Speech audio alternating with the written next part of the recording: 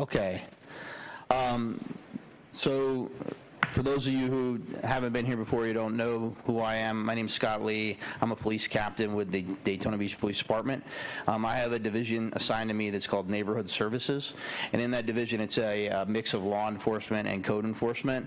And we have two parts. Our law enforcement side is our problem-oriented policing unit. That's we'll talk about towards the end because we do have some information about that unit at the end of the presentation. And then on the other side, we have a civilian side for our neighborhood services, which is comprised of two parts. The first part is code enforcement. That's just your general code enforcement. There's a supervisor and 10 inspectors that are assigned to areas within the city or assignments within the city where they're doing just what you would envision a normal code inspector does. They ride around, they look for violations, they respond to complaints, they investigate those complaints, and establish cases and try to get compliance, and then if not, they move them forward through the process. The other part of it, and we'll talk a little bit later about it too as well, is the rental program. That's another part of our civilian component of neighborhood services. That rental program handles all of the licensing and inspection process for long-term rentals, both what legally come in and apply, and then also what is not coming in and legally applying. So those are the ones that we bring enforcement cases against to get them to come in compliance with our rental ordinances. That unit also handles short-term rentals, and we'll talk about that a little bit at the end as well. So that's our setup generally, and that's who I am. This is CodeStat. We do this now quarterly, so this is a second quarter CodeStat for 2021. So you'll be hearing information basically from April 1st. Yeah, April 1st until June 30th, and that's the information that we'll be talking about. We'll talk about a little bit the year, how it compares to the previous year so far, and then we'll hear from the inspectors as what they've done and what their inspections have looked like during the second quarter, and then we'll cover as well. If they have some stories that they want to share with you guys about before and afters, what kind of compliance or changes that we saw in some of the properties.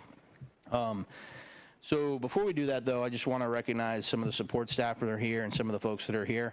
First, Mr. Fietra, I appreciate you coming to this meeting and being here with us today to see what this is all about. I'm happy to see you here. Thank you.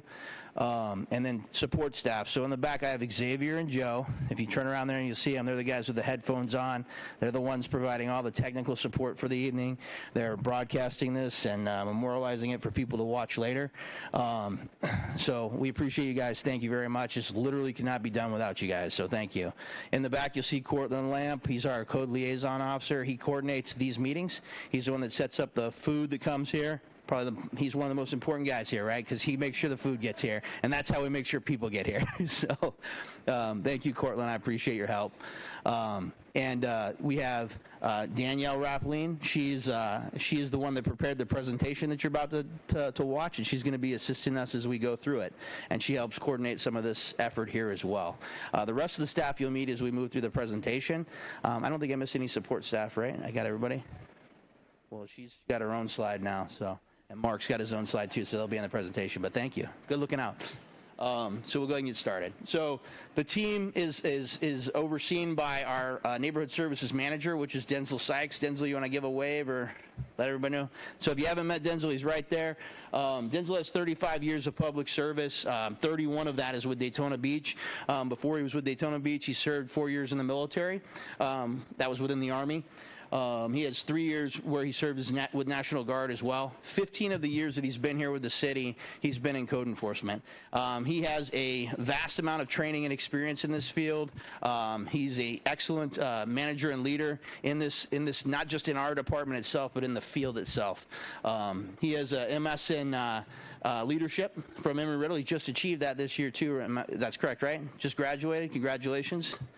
He has a BA in Business Administration. He has all 4 FACE certifications, which are Florida Association of Code Enforcement certifications.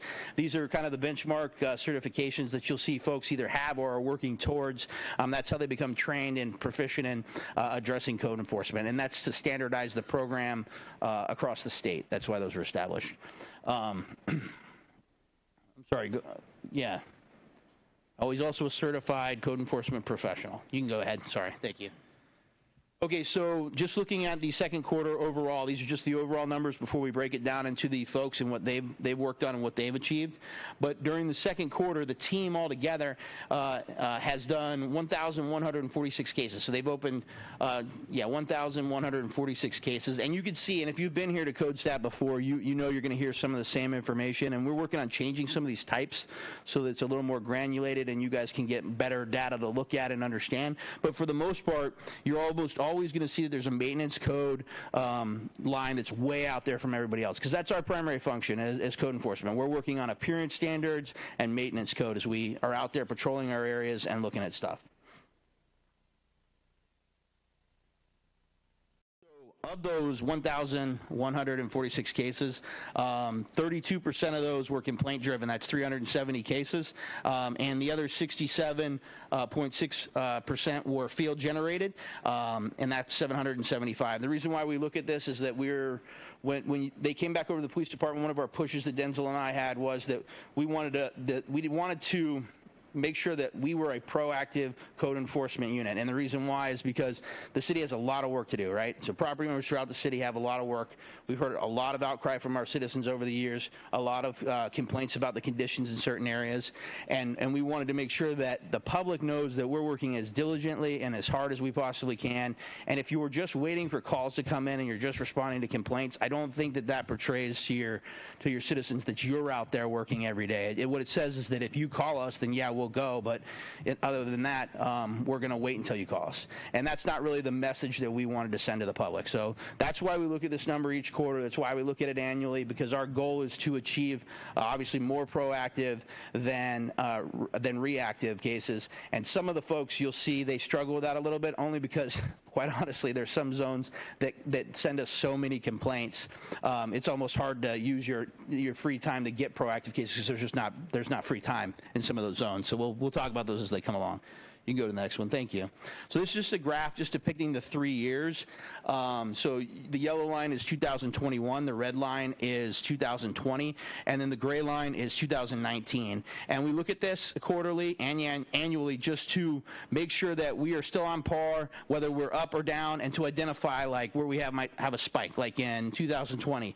And this spike was really attributed to a more aggressive stance or a proactive approach to our rental inspections, or rental investigations, where we identified a large number during 2020 around the April timeframe that were folks that were not complying with our rental ordinance, and we started cases, and that's why you see that spike on that red line for 2020. And we are still suffering the consequences of that because COVID hit right after that or during that, and we had to pause rental inspections for a better part of the year, and we're starting to catch up on those. And the staff has worked tremendously hard over the first 6 months of this year to try to catch up from 2020. And a lot of that, I think, sometimes gets forgot, that it's very difficult to get people to let you into their house for a rental inspection during COVID. That was almost non-existent. We weren't even doing it at the beginning because of staff. We were looking out, protecting our staff first.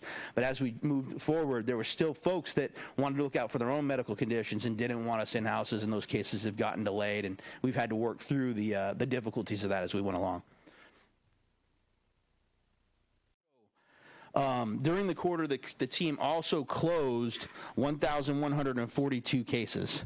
Now, that may seem to you, when you first look at it, may seem like it sounds like we took in all these cases and we closed all these cases, but that's really not true. But the reason why we look at closed cases, because that's an accountability of work that they're doing that's from the previous quarter, previous year. So they're working really hard to close old cases to not let them linger, because that was a community concern that we still have been hearing up until just recently, that things have lingered too long. They're sitting out there too long. We hear from our code board when we bring cases forward, or from our magistrate, that why is this case so long? And there are reasons on some of them. Some folks are really genuinely making an effort, or there's things like COVID that have delayed us on some of those rental cases or other cases like that. And but we're trying to do is establish a pattern that doesn't allow for those things to just linger unnecessarily. So the ones that that need to linger, we're making sure we put adequate notes in the chronology and document why they need to linger. That way, if we have a complainant or somebody calling in, or the manager wants to know why there's a delay in a case, we can go look at the case, find the notes, give them the adequate update, and either get the case back on track if it is off track, or just explain why it is in the position that it's in. Of those 1,142 cases that they closed during the first quarter of the year, or the second quarter of the year, 443 of those cases were in that same quarter. So that's the number that they received and closed during that time period, 443. Those are typically cases that were minor violations that people corrected right away. That's probably the bulk of them, I would guess.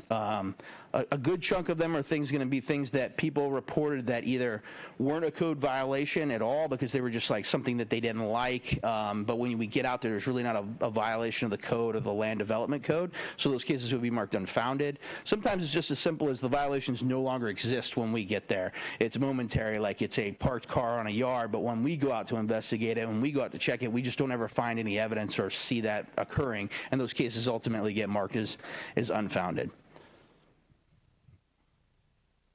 And this is the same graph you saw before, except for it's for closed cases, and it's just tracking yellow line for 2021, red line for 2020, and gray line for 2019. And you can see we're right in the same general ballpark, which is really good. I'm very happy with that for staff because we're just slightly above where we were last year, and they have been working so hard in the background on cleaning up old cases and getting, we're trying to get drilled down to what we call a 90-day cycle, which is probably an unachievable goal, honestly, but what we're trying to do is get to the point where if there's a reason to keep a case open longer than 90 days, we're having a group or staff conversation about why that's occurring and how we could maybe intercede to get something moving or getting something resolved, or push something forward as we move forward with that case.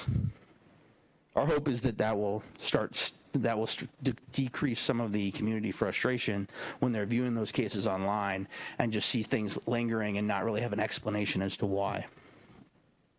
So these are some of the breakdowns. And this, I should have covered this at the beginning. This information is available through the Civic Plus website, so you can access it from your devices that you have here from the city website.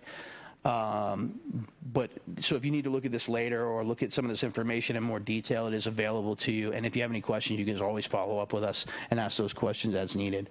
I don't have anything marked out here that I think is tremendously important to bring up on this particular slide. I will say that activity without a permit, which you guys have heard us talk a lot about in previous code stats, it's usually one of our second or third offenders for violations. You can see that for this year or for this quarter, it's down 50%, which is a significant decrease. I don't really know what to tell you is causing that, other than maybe the enforcement action that the folks have been taking is just encouraging people to do the right thing and get the permit in the first place. I imagine that also there's just work slowing down because material costs are going up and things like that that have been a routine topic of conversation during magistrate and code board. The big number that we look at here is on the second graph, or the second part of the graph, which is the main number at the bottom. And you can see that we're showing second quarter this year compared to second quarter last year. We're showing a decrease of 44% in cases, and that's what we talked about before. It's because of those rental cases that we found when we were kind of sidelined for COVID at first. When we were doing that research and finding those rental cases and starting those cases, it created this tremendous explosion of cases, and it shows us as being kind of off track for the year. I think when you get to the third quarter and you get to the final presentation at the end of the year, you'll see that the numbers are leveled out because we're tracking them as a whole as well, and we do seem to be on par with this compared to last year. This year compared to last year. So that was the overall numbers, and I just want to give anybody an opportunity to ask any questions about those overall numbers or any concerns you had. We're going to move into the districts here in just a minute, and if you have specific questions for a specific area, if you just leave those until we have that, till we get to that district. Okay, everybody's looking good. All right, so first up, Mark Jones over here. Mark, if you just raise your hand there, that's Mark Jones. So Mark Jones is our field supervisor for our code enforcement team, and he has 10 inspectors assigned to him. They have various assignments throughout the city. Most of them have geographical areas that they cover. One of them has a specific assignment that's citywide, and we'll cover that as we get towards it. Mark has 6 years in public service. 2 of them are with Volusia County as a building compliance officer and a building inspector, and he has 4 years with the city of Daytona Beach. His training is he's state certified building contractor, home inspector, building inspector, and plans examiner. He also has phase 1, 2, and 3. His duties and responsibilities are just as I said. He oversees that code enforcement team. All right, so first up for inspectors, we have Inspector Tom Clegg. Tom, you're going to stay there for that, right? You could hang on. He has 22 years of experience in public service. 20 of that is with the city of Daytona Beach. 14 of it's with code enforcement, and 6 is with police and fire department. He has 2 years prior to being here with the Daytona Beach Shores, and all 2 years of that was with the fire department. He's trained in phase 1, 2, 3, and 4. That's all the phase trainings, and he has his ICC property management housing inspector. His duties and responsibilities are International Speedway Boulevard to the south city limits, from the river to the railroad tracks. So if you don't already know, the railroad tracks are our district divider. So his zone is in District 2, and it's the south end of Ridgewood area. So if you're familiar with the police zones, it's Police Zone 58, or just it's south of International on Ridgewood. Go ahead, Clegg. He's going to talk to you about the numbers. During the second quarter of this 2021, I opened up 67 cases. A majority of that was in maintenance code violations with 46. You're going to see that as a pattern, and you guys, those of you who have been here before, know that maintenance code is our primary. It's our bread and butter. That's where we spend most of our time. Out of the cases, 57 were field generated and 10 were complaint driven. That's a tremendous amount of field-generated cases. I think we talked about this before. 58 zone just really doesn't generate a lot of complaints. Has a lot of work to do though, which provides for a lot of opportunities for him to address proactive work. Out of the 67 cases, 31 cases were open and closed in the second quarter. Again, majority maintenance code. Couple of the violations. This is 128 Orange Avenue. It was in disrepair building. It was next door to the fire of the Bay. I think Baywood they called it. That whole wall was charred. Canopy on the walls were in disrepair, mildew, mold, and. Next slide, you'll see that I worked with the new owners, and on the right-hand side, that's what it looks like right now. So they extended those canopies and repaired the canopies around the front, and then repainted the trim and the building itself. Yeah, unfortunately, sometimes when we display these pictures on the screen, just because of the lighting, it just doesn't do it. We actually took some of them out of the presentation because it's just so hard to see the before and after sometimes and give you a full picture view of the area. Case where the gentleman for years had his entrance from semi-trucks down in the south end beat up the concrete and also towards the street. It was a before shot. He was cited, taken to code board or magistrate, along with a dumpster area that was full of trash and debris. And he's still working on this. He's going to be doing the sidewalk, I guess, or the city is, but he put the approach there, the concrete, put a dumpster enclosure, and it looks pretty good down there now. Okay, so moving on to our next inspector. So our next inspector is Curtis Wiggins. He has 15 years before coming to us. Curtis is relatively new with us. He started towards the beginning of the year. He has 15 years before here working for Massey as an inspector. And he has about 5 months, or it's a little longer than that, I think. I think we didn't update it, right? We're at 7 now, right? 7 months with the city. His area of responsibility is that north end of the Ridgewood, so it's opposite of where Inspector Clegg was talking about. It's International Speedway going north to the north city limits. It's from the river to the railroad tracks. Go ahead, Curtis. During the second quarter of 2021, I opened up 119 cases. Majority of them was maintenance code 107. Of the 119 cases open, 103 was field generated, 16 was complaint driven, 86.6 was field generated, and 13.4 was citizen complaint. Great numbers. Of the 121 cases, 99 cases was open and closed in the second quarter of 2021, and 106 was maintenance code. Yeah, so I think it's important to just stop for a second and say that one of the things I like about Curtis is that he has the great ability to just kind of gab with people and create relationships and establish rapport with people. And you can see the effects of that, and you see how much proactive work he's done in his district, and he has 99 cases that opened and closed in the same quarter. That means through his conversations, he's getting people to correct stuff before we have to take them before the magistrate or the code board, and that's what our goal is. Our goal is to gain compliance without having to do all that extra work, to bring in all this extra support staff in and go through all that additional process or drag people in. We don't want fines. We want compliance, and he does a great job of convincing people to get it done. So maybe it's because he's so tall. Look at you. You know? All right. I got one picture here. It's 200 Kingston Avenue. You can't really see it, but it was a lot of peel and paint, and you can see the before and you can see the after picture. Yeah, it does. You can tell up here. You can tell. I don't know if you guys can see it. They painted that trim real yellow. They refreshed that white. It does look greatly improved. So moving on to Inspector Yates. Kevin Yates has been. I'm sorry. I'm looking for where you. This is. How long have you been here with us, Kevin? Because I don't think this is updated. It says 1 year, but that's not right, is it?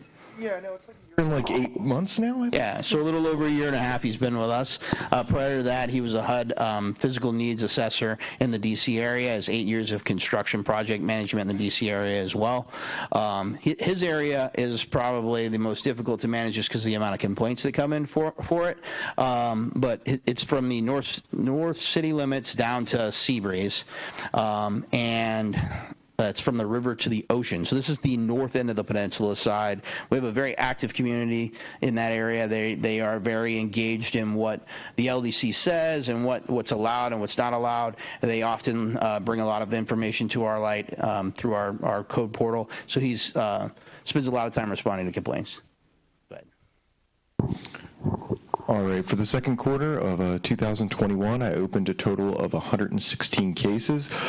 69 of those are going to be maintenance cases, followed closely by parking and no permit.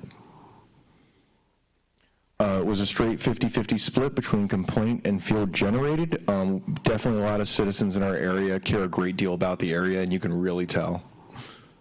This is about, I think, as big a percentage as you'll see for complaint-driven through the whole presentation. I could be wrong, but we'll see as we go on. And actually, I'm surprised it's only 50-50 because sometimes they overtake you on field-generated versus complaints.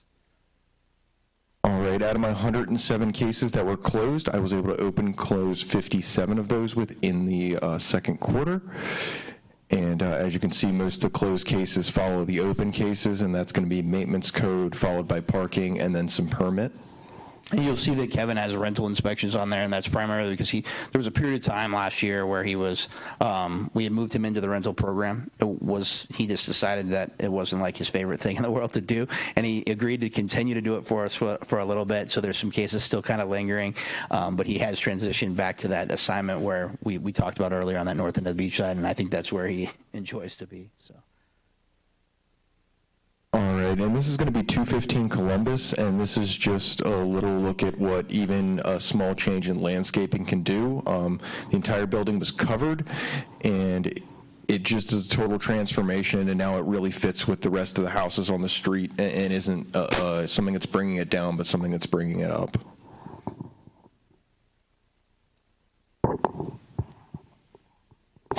Our next inspector is Clairvin John Baptiste. We just refer to him as JB. So as you hear us talking about our inspectors, if you hear us say JB, this is JB.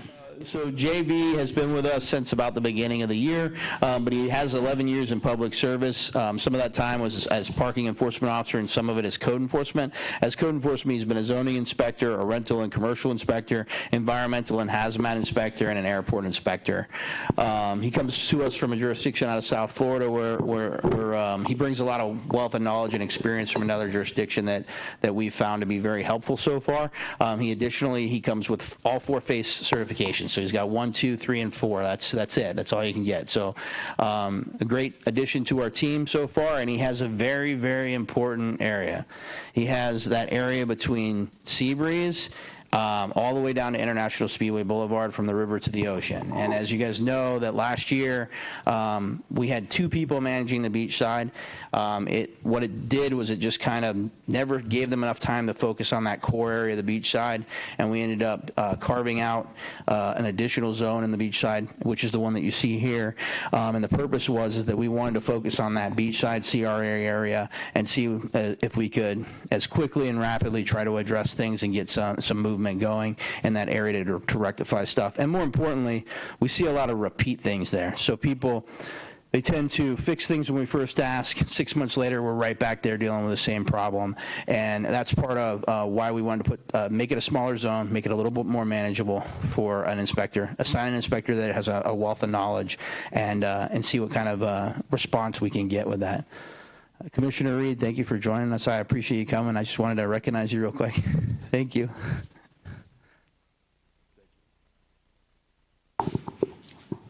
All right. Well, it kind of died. He just went quiet and the whole room went quiet. Jeez. Hi, folks. I'm Jean-Claude Van Damme. That's what he called me, so if that makes it easier to remember my name. So I'm JB. During the second quarter, as it says there, about 102 cases were open, and as mentioned, mainly it's going to be maintenance code, because we try to focus on that, specifically having that downtown area, so to speak, the beach area, the Main Street area. So that's what's been happening there. Next. Most of the complaints during that time for me were field generated, because the captain and I, or the captain and myself and the supervisor, we're going down the beach walk, we're always walking somewhere, always putting eyes to the area so that we're opening up cases to see what's happening. So that's the reason why most of my inspections during that time were field generated, because we're always out there, and Officer Lamp always out there walking the area to make sure everything looks nice, and we're addressing it as soon as we see it. Yeah, JB has the unfortunate, assignment of constantly having to be called by me or Mark and said, hey, we need you to meet you over here. We need to walk this block. So, it's all the time. We try not to disrupt his workflow because he's got a good workflow and we really don't want to mix in it. But there's just a lot of concerns in that area, so he's constantly jumping on it and walking with us. He's always a good trooper about it, and he has, like I said, he just always adds to the conversation. All right. So I've been able to close 50 of those cases. I'm not as good as Curtis, sorry. We're on the same team, exactly. I'm not as good as Curtis, but the idea is we do try to get people to just, please comply. Please just take care of your trash. It's really simple, but it doesn't always happen, and we have to take it to the next step. We do. 19 of those cases were open and closed during the second quarter. Here's a case here. As you can see, the before, the retaining wall, you can see it from the back, right? It's cracked, and then there is mildew, or dirt and grime as we called it. I'm not really sure what's happening up here, but for some reason, the attic is covered. It was, at the time, grass was overgrown. This tree here was not in good shape, so I spoke to the owner. Can't remember if it was owner occupied or I can't remember, but we managed to get it done, and this is the after. Yeah. So, and for us, just so you know, we're not in it to just fine people or, hey, you didn't do this, you got to do it. We want your property to look good. So as you hear everyone say, oh, wow, that's what we want. We always want it to look as good as possible. So that's the whole idea behind code enforcement. And that's the biggest difference between us and police. So here's another site here. This one, the owner had it for a long time. It was pretty much dilapidated. He's not living there. It was an investment property. As you can see, there is paint chipping. This whole chimney area here was damaged. And a whole bunch of other stuff. However, as you can see, same thing on the other side there too. But within a matter of 2 weeks, he was able to, 2 weeks by his choosing, he was able to get it done where he repainted everything, took care of the chimney area, and everything's looking a lot better now on both sides, as you can see how it looks now. Thank you, JV. So our next inspector is Mark Bostwick. Mark's been with us since the beginning of the year. Since the beginning of the year. So Mark has 16 years with the Department of Children and Family. He was a supervisor and operations manager. He had 2 years with Mid-Florida Community Services and 6 years with Volusia County Community Services. He brings a wealth of knowledge from his previous assignment on just really how to interact and deal with people and identify issues that are going on. Mark has worked really hard with us. He had a bit of a medical issue last month, and we're happy to see him back. We're super happy that he's back with us.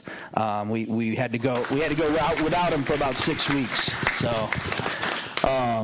He has the area from East International Speedway Boulevard to the South City limits, from the river to the ocean. It's a bit of a challenging area. There's a lot of small streets in there, a lot of houses to look at, but he does a great job responding to stuff quickly. I don't know how many times I have called Mark Jones about something in Mark's area and said, hey, I need you to go look at this house. I'm getting complaints about it. And Mark walks back in the office like 10 minutes later and goes, hey, Mark already found it. He's got a case on it, and it's already here. And I'm like, oh, this is great. We're getting ahead of things. So I appreciate that about you and your area there. Thank you very much. All right, in the second quarter of 2021, I opened up 84 cases. Most of those cases were maintenance code cases. Field generated 60, complaint driven was 24.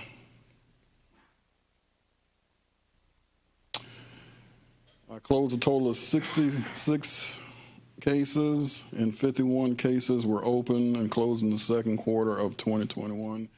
Most of those cases, as you can see, are maintenance code, followed up by parking. All right, this here is 325 Temco Terrace. That's a before shot. You really can't see, but the property was peeling paint all over and roof damage on the top.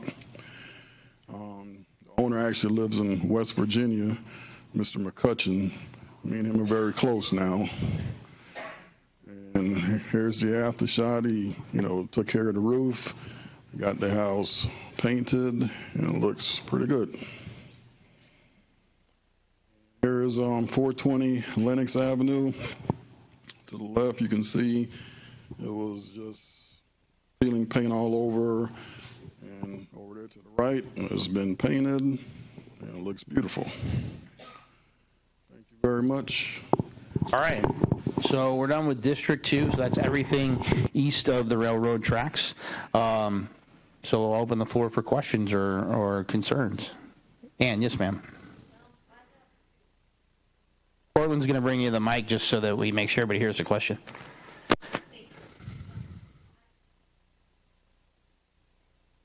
Not yet. There you go. You guys enforcing the code, the redevelopment standards, and do you have, like that primarily in, it would be JB's district, and then there's some over on the mainland, of course. Do you have adequate personnel to do that? So the redevelopment standards are typically enforced and addressed through the redevelopment department.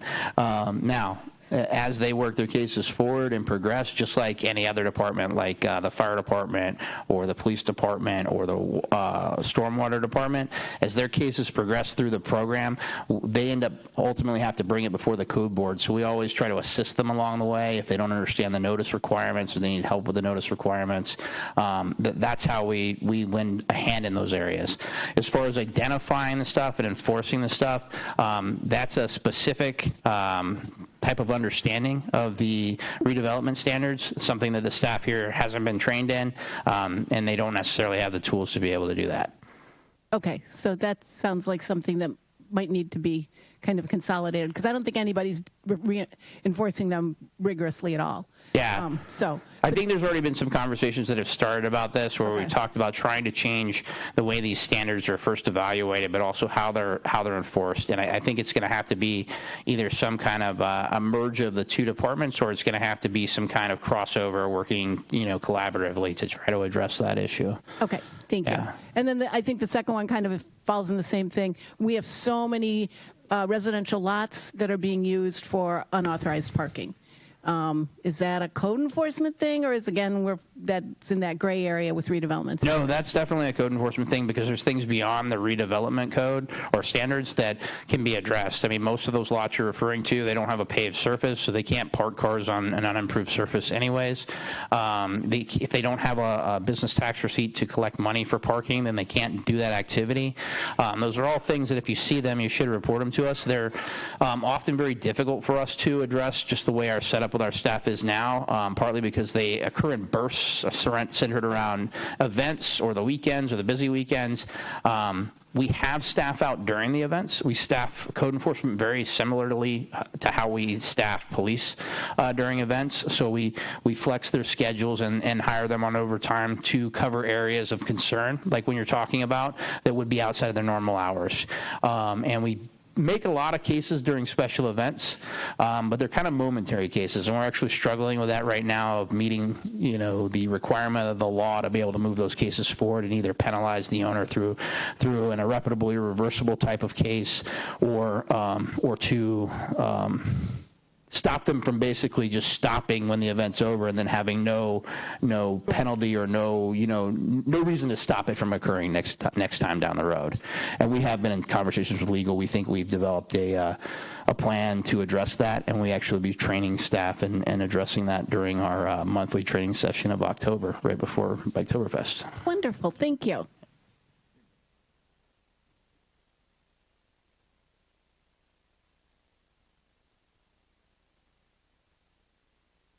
Captain Lee, how are you? I'm great, Big. All right. So my first question's for John Claude. Okay. John Claude. Okay. I didn't hear him mention the boardwalk. Did you?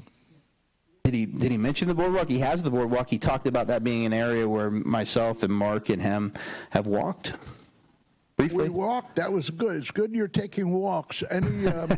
Any progress to cleaning up the boardwalk, especially that big open area that's so disgusting, that's owned by George Anderson?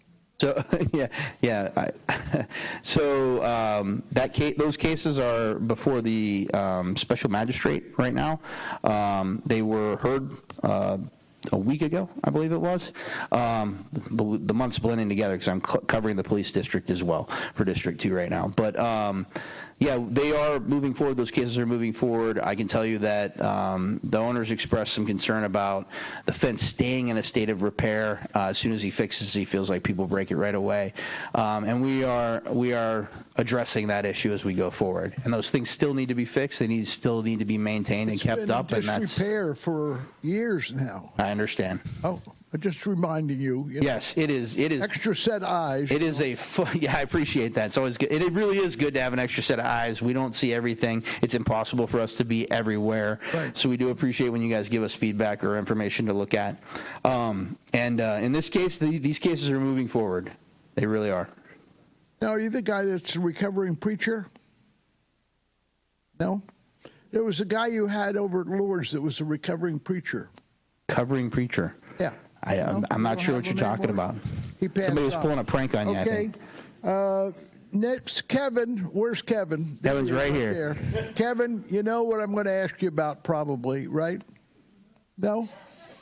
All right. So Mr. Morris has told us that 1000 North Atlantic is going to get torn down. Because we've condemned it 3 times, Mr. City Manager, and this time we're going to really do it. Right? Do you know anything about that, or is that not yours anymore? I know that we have a code enforcement case on it right now. Our code enforcement case is proceeding forward, and we keep in at least monthly, if not more like weekly communication with the building department in reference to this property. They are on a timetable. They do have to take some pretty progressive action to be able to get out from under that condemnation. So we will see if they are able to do that or if they're not. I just, as a reminder for everybody, when a building gets placarded for condemnation, that does not necessarily mean that condemnation will end in a demolition. And there are ways to get out from underneath that condemnation by making the corrections. Well, they've already tried all those games. I absolutely hear you. As you know, because you go to a lot of these meetings too, right. It's a complaint I hear every month. Right. We are monitoring it. Where's our case at, Kevin? Do you remember? Is it? Mr. Morris gave us a book on it. Yeah, it should be. There should be. It should be in front of the magistrate next hearing as well. Well, just so you know, Mr. Morris gave us this nice book on it. Okay. Told us all about. We got about 20 pictures in here of disrepair. So, Kevin, the other 2 that we always want to talk about now, because we're a little weak on this stuff. Let's go the Americano first. Remember, you gave me a letter that you sent to the new company that owned it. Where are we going from there? Westgate.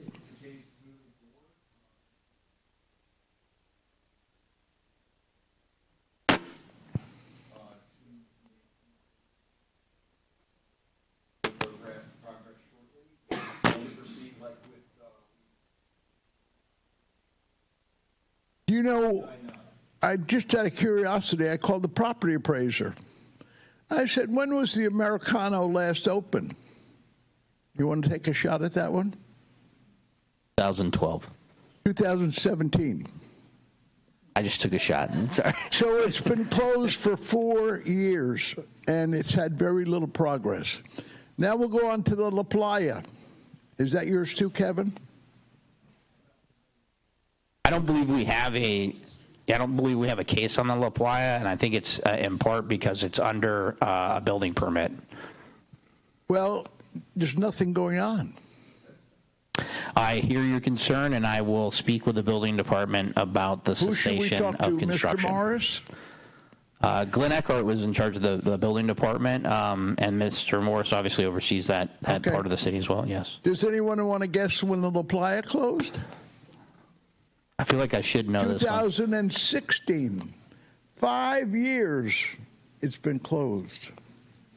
And that's the end of my speech. Thank you. Oh, no, thank you. We have any other? Yes, ma'am. I just have a question. I don't know if this is a code violation, but on the corner of University and Halifax, there was a wall that was torn down by a motorist, and they've since then, tried to piece it back together.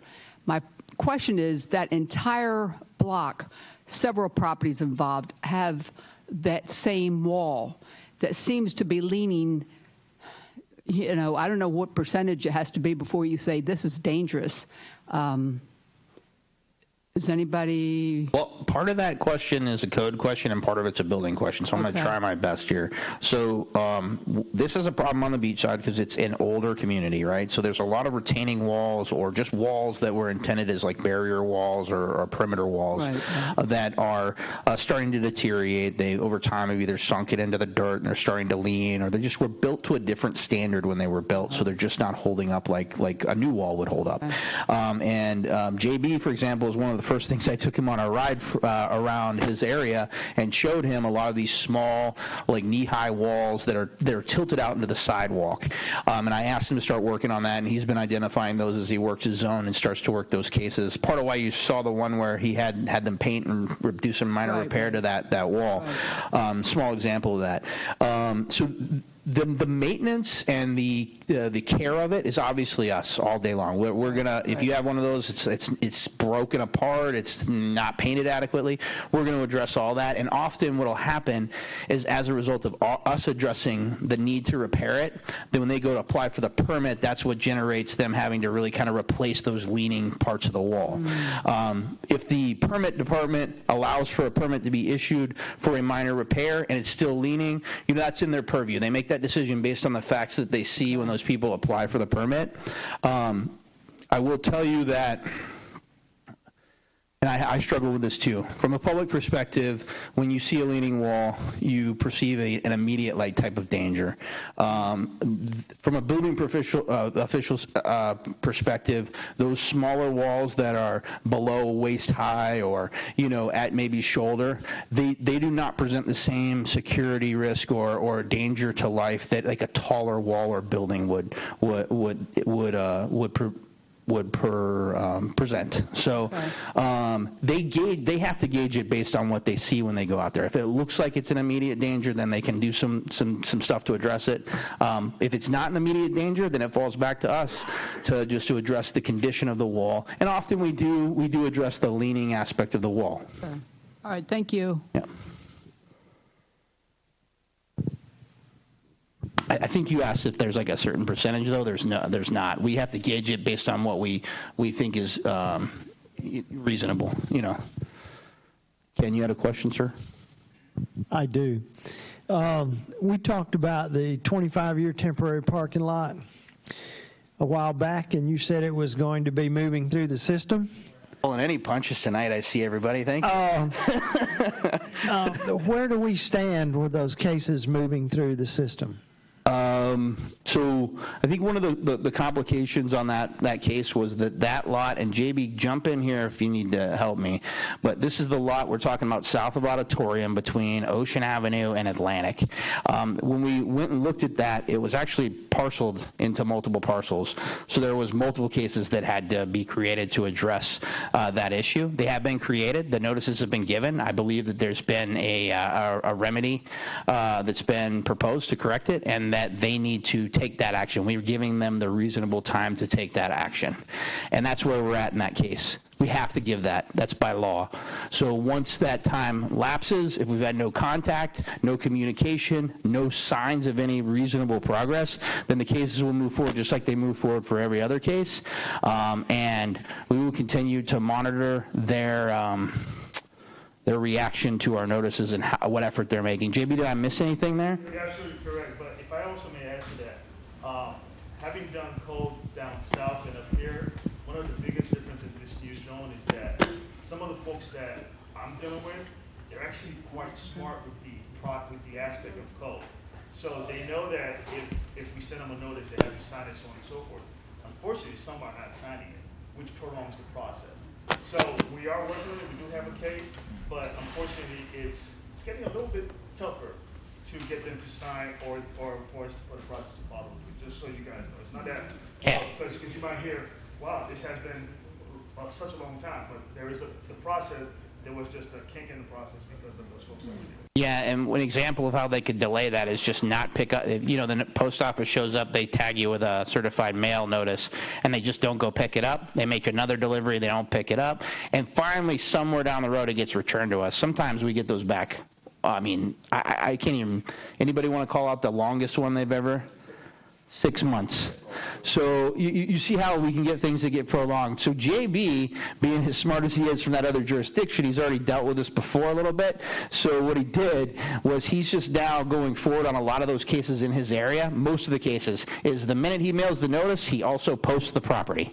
And that post automatically basically supersedes that mailing. So that mailing is going to the appropriate people so they can take action. But that post is saying, hey, timeline starts now, Yeah. I don't know what they're going to make them do big. I have another question.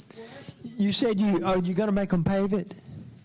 I'm not. That's not my department. I mean, he's going to, so here's the thing we got to remember, folks, is that if I own a piece of property, there's some things I can do with it, right? And there's some things I can't do with it.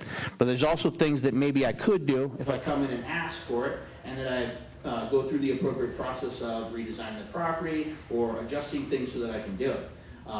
You know, that's why we have folks that evaluate zoning. That's why we have a TRT process. That's why we have a planning department. So I can't sit here and tell you what he's going to do with the property, but we're going to try to get him to get in the room with the people who can tell him what he can and can't do with the property so that we can get something going. Okay. Well, you know, it's been a temporary parking lot for 25 years, and you say it's multiple parcels. It's about time old George spent some of that cash he takes in over there, because that's the only way you can park there is by paying cash and fix the dang thing. You want to drop the mic? Well, I mean, no. No. I don't want to take it away from you. That's. I hear your concern, and we're going to move forward on our case, and we're going to see what kind of action we can take. And I don't mean to joke, but it's serious. But that's where we're at with it. Yes, sir. Yes, sir. You had a question? Yeah, my name's Robert Ford. I live in the Seabreeze district. On the question of citizen complaints, I understand that every citizen has a right to make a complaint with the city when they see a code violation. We have an individual in our area who is perceived by other residents of the area to be a bit overzealous in her making of complaints to the city. And my question to you is, you know, I understand every citizen has a right. If I make 365 complaints in a year, is there a point at which, for presumably legitimate things, is there a point at which that sort of becomes harassment? Or are you obligated to respond to all of those complaints? So recently, I'm going to cover that in conjunction with the change in law recently. So it's not going to affect this issue because this person does not mind reporting with their name attached. But sorry, but just recently the legislature changed the law, and it requires that you can't report an anonymous complaint anymore. So anonymous complaints cannot be reported. When they call in, currently they get Danielle or Teresa on the phone and they say, hey, they inform them of the law change, they tell them you got to give this information, and either they want to give the information or they don't. The web portal doesn't even have the option for anonymous reporting anymore. So anonymous reporting is over. That's done. But when you have an individual who's overzealous, as you said, and is reporting a lot of these issues in their neighborhood, we don't have a method to stop that. And I'm not sure that we'd actually want to apply that because to some degree we want communities to be engaged and we want communities to be involved so that they stay at a healthy standard, right? Yeah. So that they're a good and inviting place to live and enjoy your quality of life. So that's the price we pay for being able to make a complaint, essentially. Yeah, so I mean, that's part of it. And so there is no cutoff. We can't say, like, okay, you've now made 50 complaints for the year. You got a sideline until the next year. Okay. I mean, for us, to some degree, that would be great, right? Yeah. I think anytime we limit people's ability to file complaints or notify us of issues, we also we add the potential to increase frustration between the community and the city, though, because we can't be everywhere at once. We can't see everything. It's impossible. We don't have the staff, and I don't think that the city would want us to have the staff because then we'd just be ringing everybody up everywhere for every little thing, right? Yeah. But I guess I bring that up just to say that we appreciate the community's input. We do often find some folks are a little overzealous about it. I don't know. I don't know the answer to that one. Okay. Maybe get them a job. Maybe. Yeah. Well, thank you. Yeah. Anybody else? Ms. Reed, yes, ma'am. Captain Lee, I'm on the Volusia League of Cities, and we looked at that. Isn't there something in there that says if a citizen feels threatened, that we don't have to reveal who they are? Isn't there some little loophole in there? There is a loophole that hasn't really presented how that's going to be applied yet. and we may see down the road. This is kind of a continuously evolving situation. It's very brand new.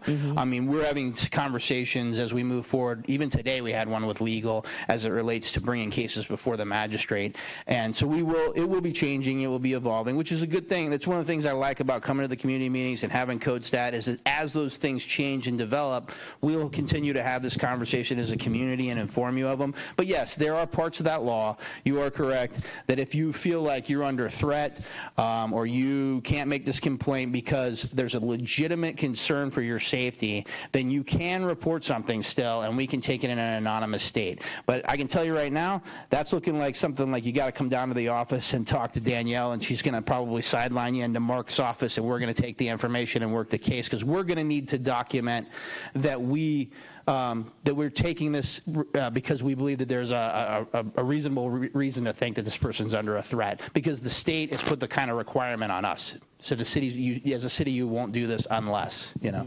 And or they could tell their commissioner.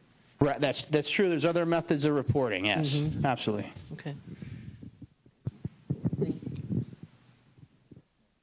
And Are you guys still doing the rule of 5? 6. 6? Yes, we Thank you. do the rule of 6. Everybody seems to love it. If you don't know what the rule of 6 is, I mean, I'm sure neighbors don't love it, but generally speaking, if we respond to a complaint, we have the complaint address to address, and then we address the 2 neighboring properties, and then the 3 are directly across the street. Now, every street doesn't have that set up, so occasionally it's around the corner or just a dead-end road, so we do the whole street, things like that. But yes, that's part of how we generate these proactive numbers, right? Because we're already out there doing something. While we're there for one, let's address it all so the neighborhood can improve together. Ms. Hurd. Yes, I'm sorry I was late, but I'm not sure I understand about all of these complaints. If I make a complaint and John Doe calls in, are you going to tell them that Pat Hurd called in? If you make a complaint, you will not be able to make a complaint unless you provide your name and information. Oh, I do that. And then when you do that, that is public record. That's currently public record. Okay, public records, but... No, I'm sorry. Our system is publicly facing, so it's always available for the public to view on the public website. Well, it doesn't matter to me. And there are people that feel that way. Right, the truth and is the truth. And you know who to call if you have a problem or somebody threatens you, right? Yes. Yeah, I bet you do. Next person. Thank you. We're moving on to District 1. We're going to blaze through it. I'm sure everybody's ready to get back out in the storm. First inspector up is Roosevelt Butler. Roosevelt has 21 years of public service, 20 years as a juvenile corrections officer, 16 of those as a captain and 2 as a major. He's been with us, well, it says 1 year, but it's like a year and a half, isn't it? Yeah, so... Yeah, we're moving along. It's almost a year and a half with him. He has a BA in social science, hospitality, and psychology. His area is a very large area, and it's a mix of residential and commercial. He has a very daunting task of Mason Avenue to North City limits, from Clyde Morris to the railroad tracks, and International Speedway Boulevard to the North City limits, from I-95 to Clyde Morris Boulevard. Go ahead, Butler. Good evening. During the second quarter of 2021, I opened 122 cases. The majority of those cases were maintenance code at 105, followed by no permit. Of the 122 cases opened, 38 of them was complaint driven at 31.1%, and 84 was field generated at 68.9%.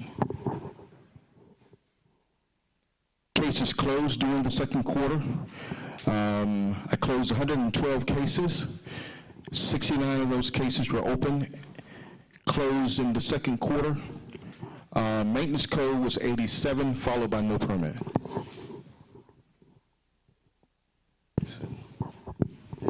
Okay, so we're moving on to our next inspector, which is Mike Fitzgerald.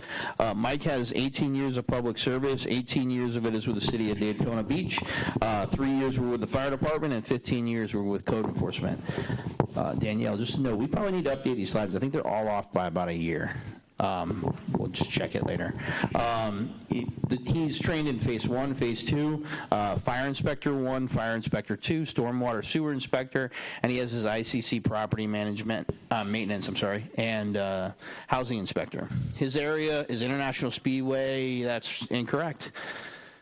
I can't remember your area. Yeah, so it's going west from the railroad tracks.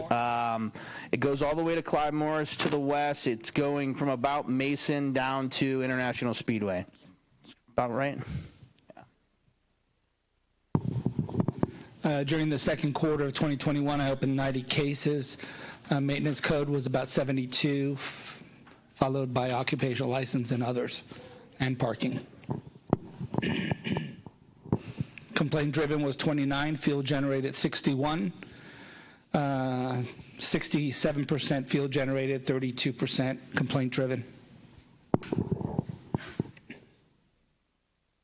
16 cases were opened and closed in the second quarter, and 66 cases were also closed.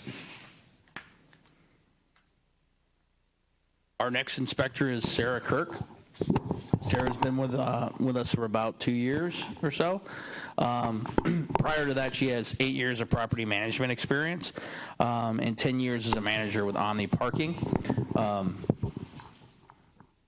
The 2 years she's been with us, it's just been code enforcement.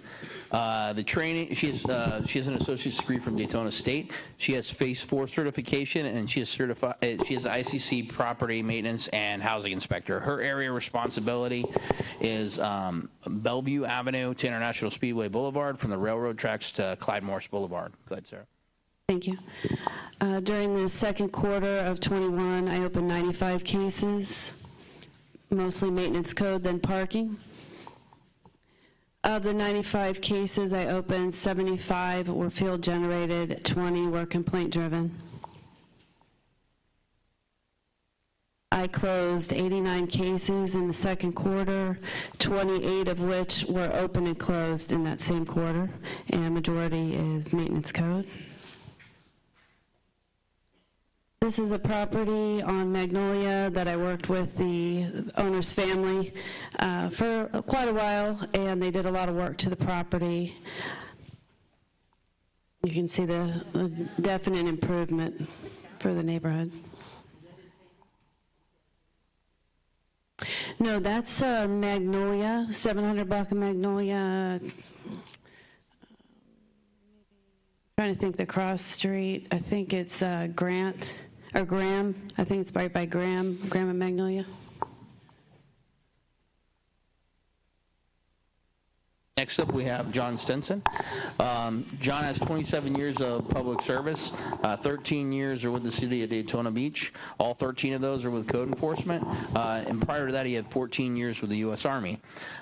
He's Phase 1 and Phase 2 certified. And his area responsibility is Bellevue Avenue to the South City limits, from the railroad tracks to Clyde Morris, and International Speedway Boulevard to South City limits, from I-95 to Clyde Morris Boulevard. He also is like Butler. He has a weird-shaped, very large area that's a mix of both residential and commercial.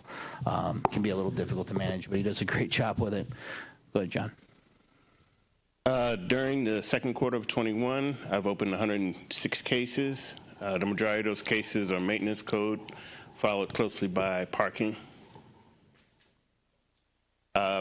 57 cases were complaint driven and 49 were field generated out of the 106. Oh, you had me. There was more in your area. You got a very active area too, don't you? During that quarter, I closed 99 cases. 55 of those cases were open and closed within the same quarter, also leading in maintenance code and parking violations. Okay. We covered District 1, so did anybody think of any other questions they had, or any of the concerns, or anything else before we just move on to our rental program and then our POPs unit, and then we'll be done? Ms. Hurd, oh, I'm sorry, Big's got the mic already. Is this going to be like a minute? Go ahead. Ruby's question, she asked about like violations in redevelopment zones, right? And you told her that's up to redevelopment staff, correct? Yeah, pretty much. I thought and the manager left, unfortunately. I thought poor Reed was flying solo. I'm not really sure the setup over there. I don't think he's got. Does anyone know if Reed has anybody out there? Ann said that he does not. He does not. But what?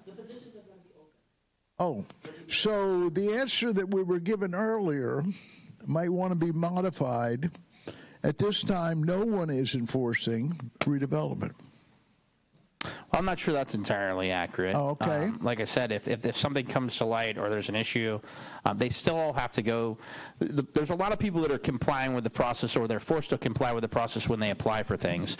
So there's a lot of stuff that comes through redevelopment still. So if you apply for a permit or a license, for example, and it's in a redevelopment area, there's still the same review process where they look at the redevelopment standards as it relates to what you're applying for. So to say like it's not being addressed at all is not really accurate, and I don't think I want that to, well, but to be I the mean, message. you know, if it happens after the fact. Yeah, well, you mean something like outside of that licensing? You mean Let's if they say do somebody's repainting their building on Main Street. What? Yeah, it would be. There would be a staff member that would need to go contact that person and make sure that they can first knew that there was a standard that they had to follow, and then beyond that, tell them the process in which they would need to achieve. Right, but there is no staff member to tell them. And as I said when I answered Ms. Ruby's question, that's a conversation that's actually occurring where we're trying to figure out how that's going to be best achieved going forward. Because there used to be a color palette. There used to be. I don't know if there still is. But you were very, either. I'm sorry. You were very strict on the color palette. Thank you for talking to me. Yeah, sorry. I'll do my best here.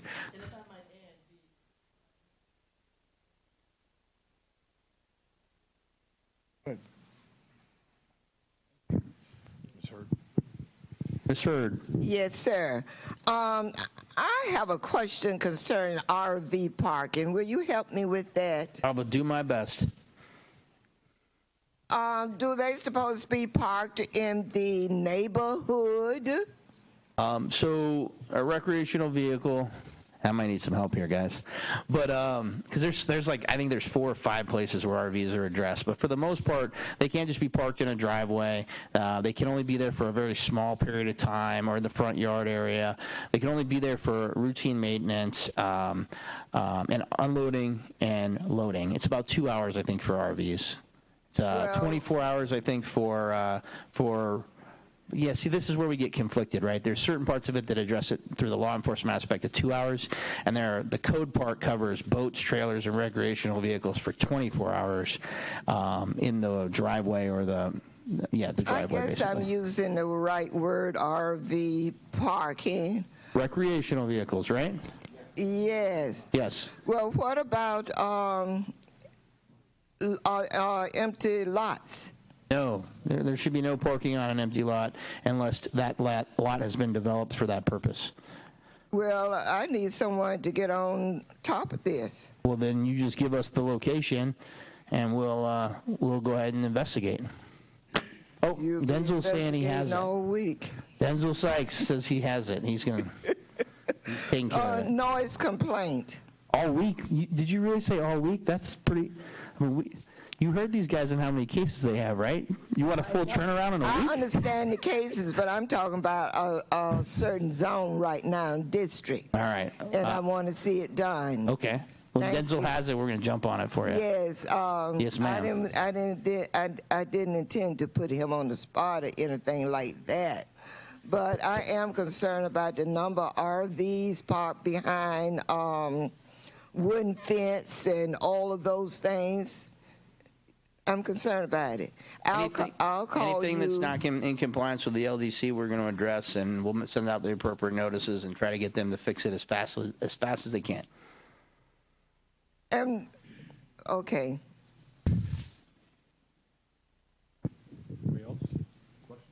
Anybody else? Backyard is okay. Anything belong by the back of a fence, right? Recreational vehicles can be behind the front edge of the house. Yeah, that's okay. Yeah, so. Ever. That's their property. Yeah, yeah.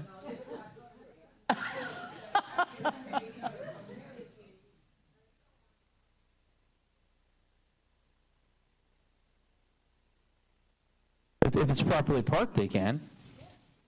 If it's properly parked, they can.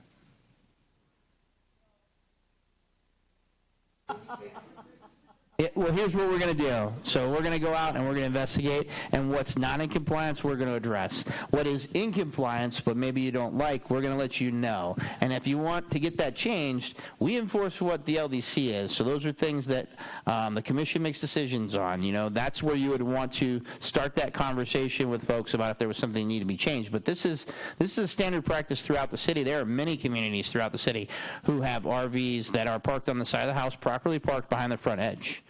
Just like trailers and boats. Well, 18-wheelers is a different story. You can't park those issues, and you know that. And if you have one, you call us, and we're going to take care of it.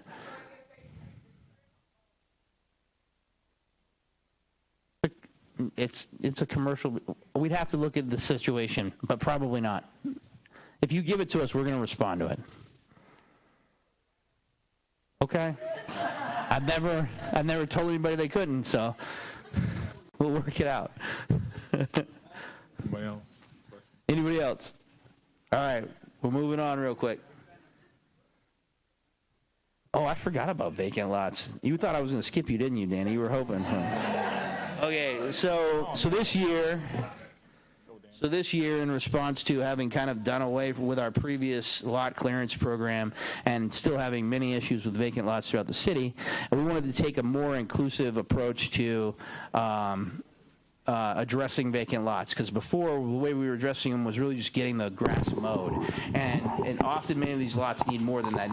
They need the sidewalk edges trimmed, they need the trash removed, they need debris just sometimes removed. I give you a scenario. The contractor came and cleaned a lot, and this is nothing against the contractor, because they were doing exactly what the contract they had bid for. They were doing everything the right way.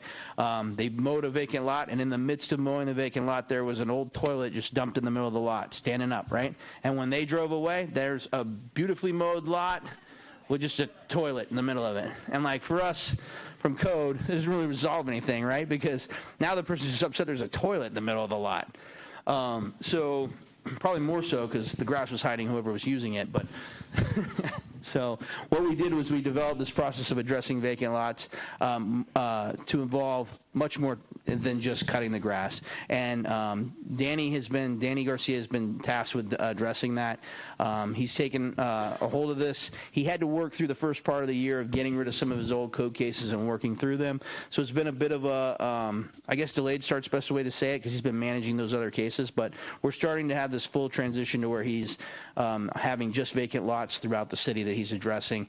He's getting some compliance from folks. They're cleaning their fence lines, and they're mowing it and raising their tree canopies and getting the underbrush cleared out, and it's starting to work. So we're happy with it so far, and we're going to continue on with the process. So Danny's been, he's had 27 years of public service. 19 of that's been with the city of Daytona Beach, 15 in code enforcement, 4 in parking enforcement. 8 years before that with the city of New York. 5 of it was with the sanitation enforcement. 2 years was with Health Hospital, and 1 year was with the police department. He's Phase 1 certified and stormwater sewer. He's a stormwater sewer inspector, certified.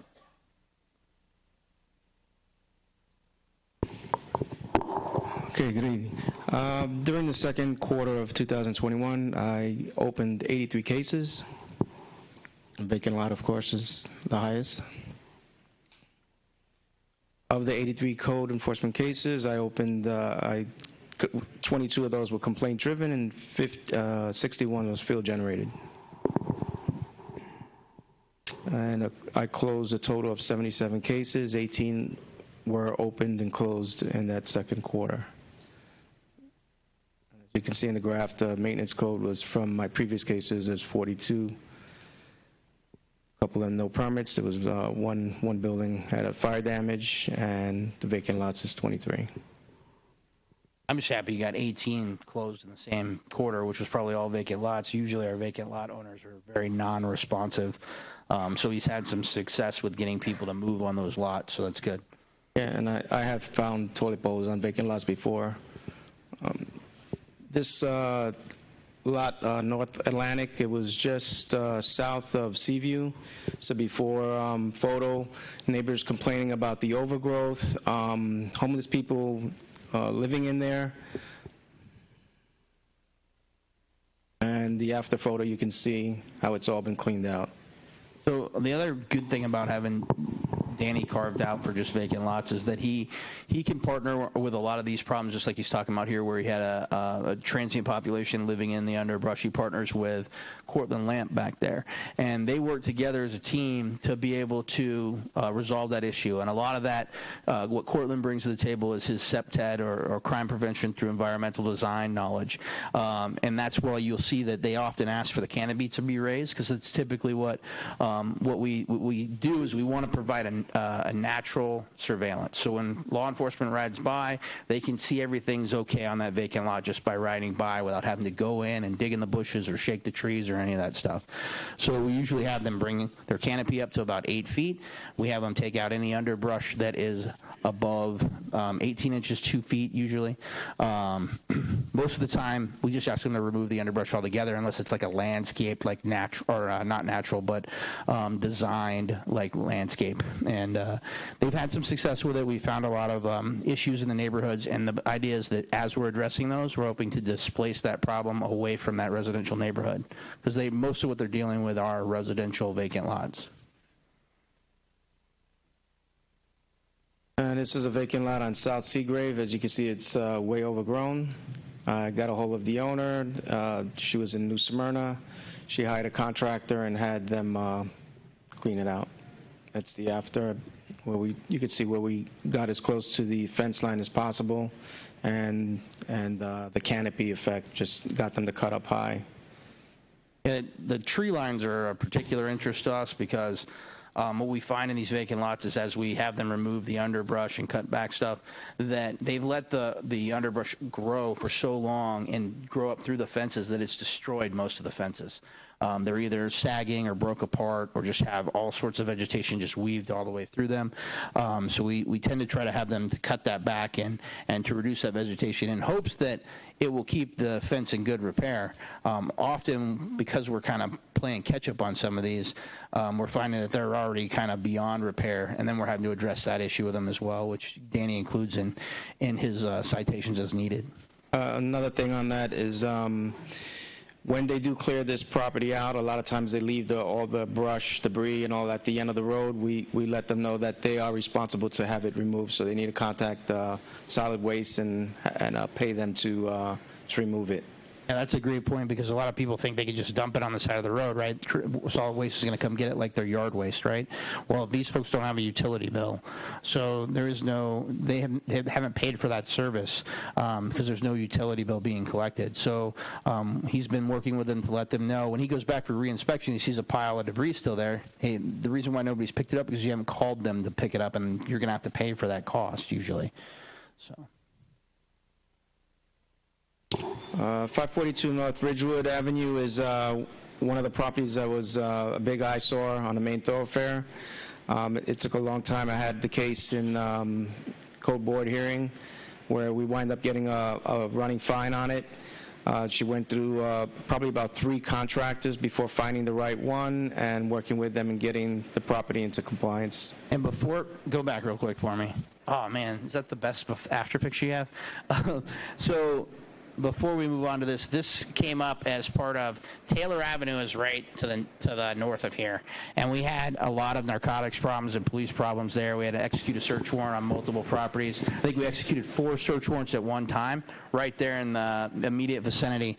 And while we were out addressing that, we brought code enforcement with us after the scene was stabilized, had them walk Taylor and address a variety of the problems. And some of you might remember that 550 North Street was the corner house that was just over-occupied. We had a shooting that occurred in the house and across Ridgewood, and that's kind of what started all that. As we were out there inspecting and we were having a conversation with the building department looked down the road and saw the side of this place and said, hey, how did that happen upstairs? And we just gravitated down, started walking the area, and it turned into a massive case with a property owner that was really reluctant to move through the process normally. And there was some serious issues going on. If you see the spiral staircase on the right, they just like nailed that to the wall after adding a door there, after enclosing a porch. And that's actually, it's balanced at the bottom on a stack of like 4 bricks. And when we saw this, we were like, oh, this is not good at all. It was one of the first things we did, and they were, of course, because of the life safety aspect of it, they did take that down rather quickly, but then getting it into where it is today, and I encourage you all to take a ride by this at some point during your driving back and forth throughout the city, because it looks great now compared, and it's been a long process. It is. Yes, it is. Yes, it is owned by the Wagners. Yes, absolutely it is. I'm glad you endorsed it. It's still in a work in progress. This is kind of a far shot from the median, but it's in the center there, and as you can see. Yeah, it's the center one, if you can't tell, because the old paint was very similar to this one on the left. That's not it. I wish we had a close-up of that. But I encourage you to go by it. It's got these big letters, big numbers on it, painted beautifully. They did a lot of work on it. They've improved it dramatically. So we're going to move on to the rental program. So June Barnes. You need a big lot clearing on South Street and South Beach. A big lot clearing. Just recently? Right now. Oh, okay. Yeah, all my folks are shaking their heads yes, they never bothered me about this, and they just handled it, I can tell. So all of them are like, yes, we did. A very large wood corner right next to the 7-Eleven. And you guys, somebody caused the whole damn thing to be cleared out. Yeah, looks like that was, Cortland, do you have something to add to that? Trespass arrest site as well. Okay, so that was part of that. That's very similar to what I was talking about with Cortland partnering with Danny on these properties. That's what, when we identify these problems, we work with the owners to get it cleaned up, get the problem resolved, get them signed up on the trespass arrest site program so that it doesn't reoccur. We can give that out to patrol. They know that they're on the list, and they're routinely checking it. The zone units are. Yeah, it's the old 4M. I think it's on the corner of Kingston and Ridgewood. The neighborhood is super excited about that place getting close to being done. I personally can't take credit for that. That was already in progress when I got here. So, yes, he did, and I hope it works out for him. I hope you get a business in there that thrives, and I hope that's a foothold for something to improve in that area. And you're seeing a lot of people. I'm hearing from that neighborhood, a lot of people feel like their quality of life is starting to improve there. So obviously, we still need to keep our foot on the gas there, and we still need to, keep working on the issues. But we're moving in the right direction for that neighborhood. Yeah, he actually bought the lot across the street too. One on that corner. Hopefully, he does something nice there too. Let's keep it going. He bought the lot to the north. He's saying across the street. He bought the lot across the street also. That lot there, that vacant lot. Oh, yes. I was working on that one for a while. I appreciate all the credit. Thank you, Big. You're looking out for us. So we're going to move on to the rental program. So our rental program is supervised by our rental coordinator, which is June Barnes. And you guys have met June if you've been here before. June, just raise your hand. June used to be my assistant. She used to help with this presentation and prepare for our code stat meetings. And as we been developing our rental program, this rental coordinator position came to us over from permits and licensing.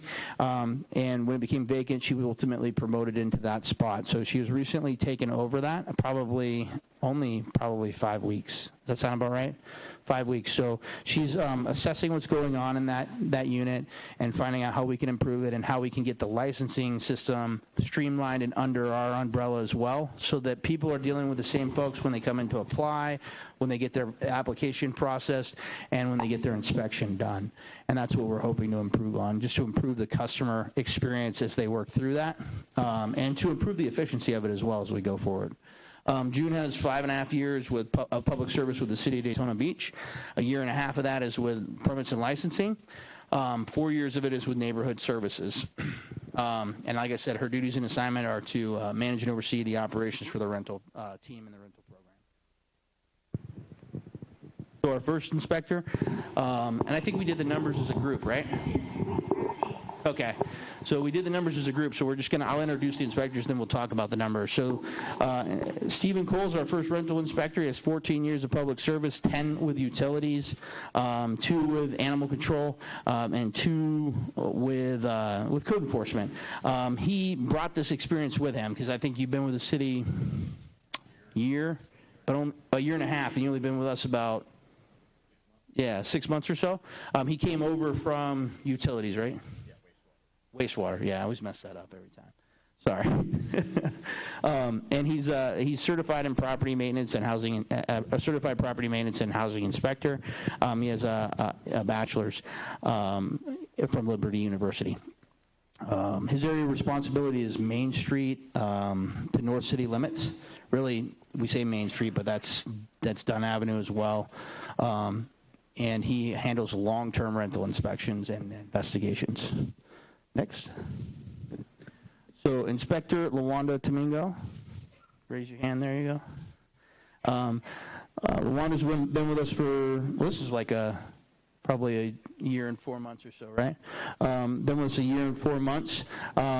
6 years of property inspector for mortgage companies. Prior to that, she has 3 years as an inspector for quality control specialist for insurance insurance and risk management companies. She's an accredited claims adjuster from the University of Central Florida. She's an all lines insurance adjuster.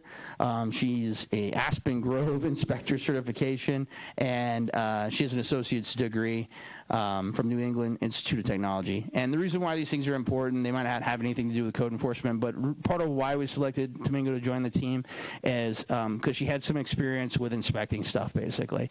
And what she brought with her is a very thorough way that she goes about her job. She has a very established process. She does a great job of documenting things both with picture and in writing, and she's a great addition to the team.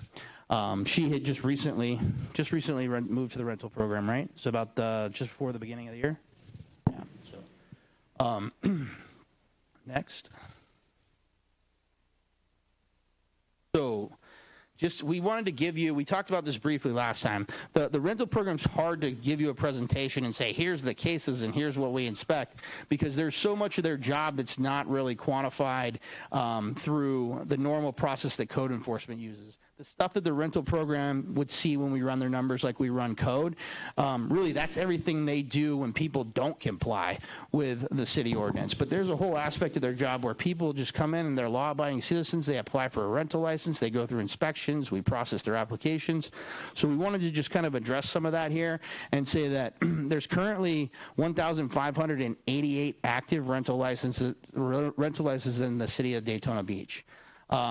Which I think is a good sign that we've made some big improvements as far as addressing people that are unlicensed as rentals, because it's not far off from what the number is of what we probably have of rentals total in the city.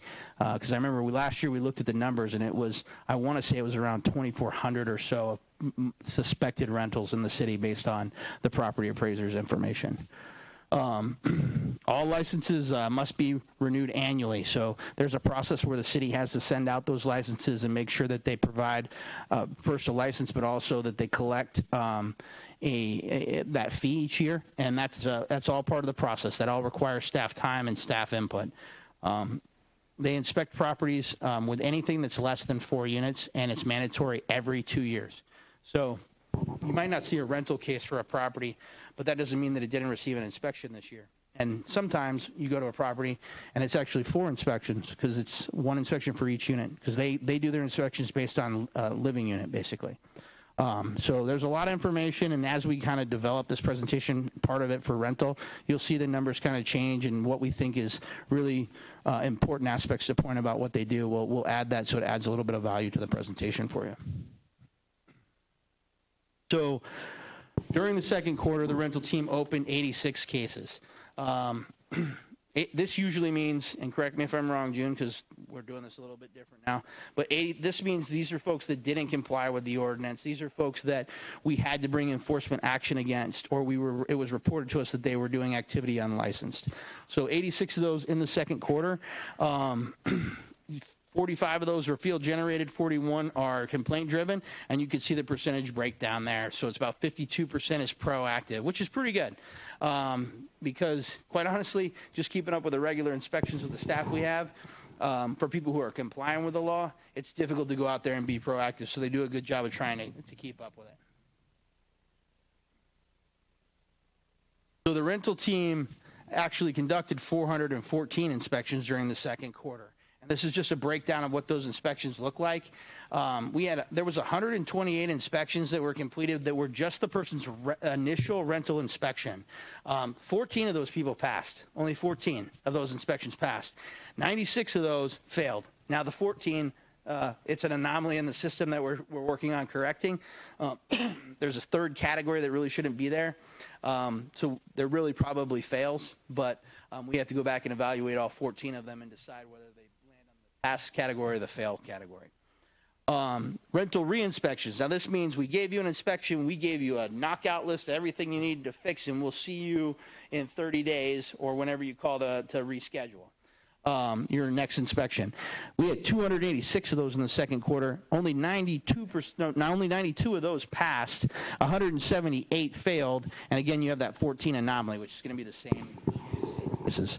So that you can see the totals at the bottom here. It's 414 total.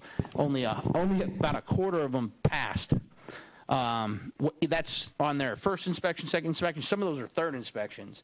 And what I don't think a lot of people go into this knowing is, first off, you can go online and you can find the requirements for the rental inspection. You can get the knockout list, and you can do it ahead of time and pass on that first inspection. You really can. But if you call us out for an inspection and we give it to you, we don't mind. We don't mind coming out and we give you the knockout list. It drives us nuts that we have to give you the list before you do the work, but it's okay as long as it gets done. We come out, we re-inspect. If you come out, you fail again, that third inspection is going to cost you money. So you got to be ahead of time. So we start at about the third inspection, we start billing them, and it's $100 I think for every re-inspect beyond that point. So, and it's the same thing. If you call us out and you schedule an appointment for us to be there, you call us out, and then when we get there, you just refuse to let us in because you know something's not fixed, and you cancel. Well, you don't cancel in advance. You just call us out there and then deny us entry. That's a failed inspection. So, and we move on through the process. We've been doing a lot better with the rental program, and it's going to be. You're going to see a lot of improvement, I think, in the next 12 months, anyways, with this program as we go forward. I'm not going to do the breakdown of the percentages, but you can see them down there below. You can go on to the next one. Oh, is it not doing it for you now? Okay, so we have one more inspector to talk about that falls under the rental program. He's our short-term rental inspector. He has 21 years of service in public. 21 years of public service. I guess we're getting towards the end here. 16 years of that is with the city of Daytona Beach. 6 is with code enforcement. 10 was with the police department. Prior to that, he had 5 years with the city of Beechwood, New Jersey. All of that with the fire department. Cliff Reganzone has the phase 1 and phase 2 certification. He also has he's a certified property maintenance and housing inspector. Cliff handles dorm living cases, short-term rental cases. Those are his primary responsibility. And he's assigned citywide. He is at citywide. So go, next slide. Or Cliff, are you doing it? Go ahead.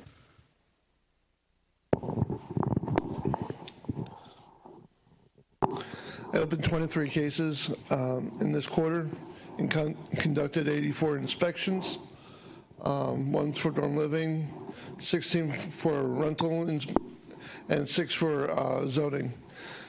The way that the rental inspections and zoning inspections are just how they come in on the computer. There should be all zoning inspections for short-term rentals.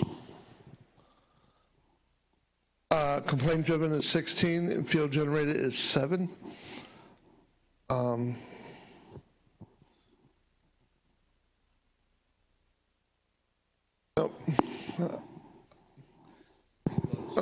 I closed 73 cases. 6 cases were open and closed in the second quarter. I was cleaning up all the code cases that I still had open. Yeah. So these cases are a totally different beast for a variety of reasons. They take a lot more time to investigate. They take a lot more time to establish a record and evidence that it's occurring, because a lot of these cases, they hinge almost entirely on the advertisement itself. And because of that, it takes a little bit more time to prepare them. The good thing about them is you're not going to see that many that linger on for 6 months, a year, things like that, because, well, I should say the ones that are provable. Because once we establish a record that it's occurring, we don't do a first notice and you get to go out and rectify the problem in 30 days. None of that occurs here. This is irreparable and irreversible. You go straight to the magistrate. There's a hearing right out of the gate. The magistrate hears our concerns, they hear your concerns, and then they assess a fine at the end of it. I can tell you that typically, when we work through that process, if you took it down immediately, and you've never done it before, they're probably going to give you a fine somewhere in the ballpark of $1,000. If you still have it up at hearing and you're dragging your feet, or you're arguing about it, or you did it before and now you did it again, it's going to be $15,000. I'm just telling you, historically, that's kind of what it looks like. If it's anything in between there, it's you never know where it's going to fall. I've seen them 2,000, 12,000. They land all over the place based on the facts. The magistrate takes all that into account, listens to our information, listens to the respondent's information. I can tell you that one of the problems with these cases, and honestly probably the one thing that slows us down on doing more enforcement other than the identification aspect, is that we could probably not push any more to the magistrate each month, because these things take on average between 45 minutes to an hour to present. To give you some idea of the difference, is a code case probably doesn't on average spend more than 15 minutes presenting. So you're talking about 3 to 4 times the amount of time on these cases to present, and it's because the fines are irreparable and irreversible, so they're immediate. So there's more debate about the facts. There's more consideration for what the impact was, which often means we have to present, what the complaint was that we received or how it affected the neighborhood. You'll hear a lot of testimony, if you've ever watched these, from Tony on Tony Jackson, our attorney, on what irreparable and irreversible really means and how it impacts the community. And you'll hear testimony from me on specific knowledge about complaints received, community meetings I've been at, and discussions with individuals that have described to me the impact that having a revolving door tourists can cause when you're living right next to it. So since the beginning of the year, we've had 26 short-term rental cases that were brought before the magistrate, and the total fines levied for all 26 of those cases is $66,000 since the beginning of the year. And those, like I said, they vary from $1,000 up to $15,000. Do we have any questions? That's it for the rental, right? Any questions for the rental program?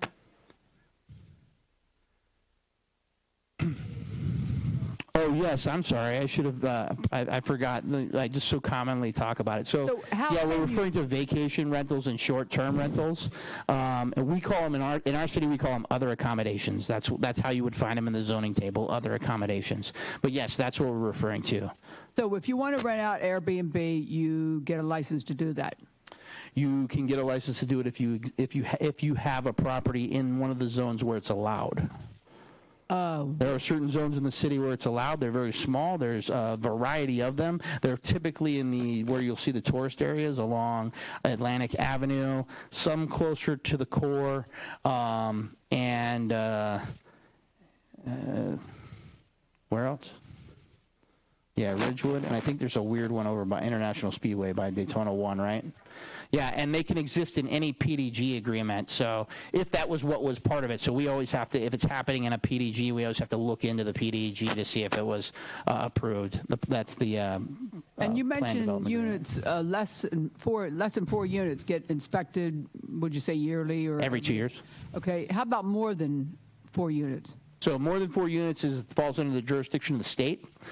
So they get a very minimal inspection at our level when they're issued a business tax receipt. That's the only requirement for us is for that they come in and just pay their taxes for operating in the city. It's a relatively small cost in comparison to the revenue that they're generating. And then the state is responsible for addressing the concerns and issues that are there. Now, general maintenance concerns or issues that are occurring on properties like that can also be addressed by us as code enforcement as well. Yeah. Ms. Ruby.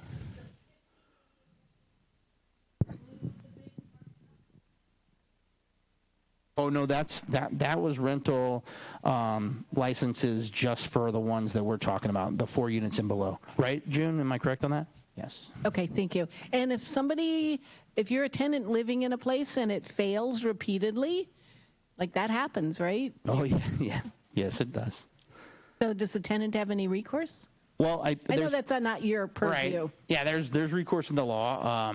They have a process that they would have to follow to go through that. But obviously, the record that gets created by our case is publicly available, and they can use part of that record to make their argument either to the court or to send certified letters to the owner demanding correction or things like that. Okay, thank you, and thank you guys, all of you, for doing such a great presentation and a great job. Thank you. Awesome. Emily, I think, has a question back there.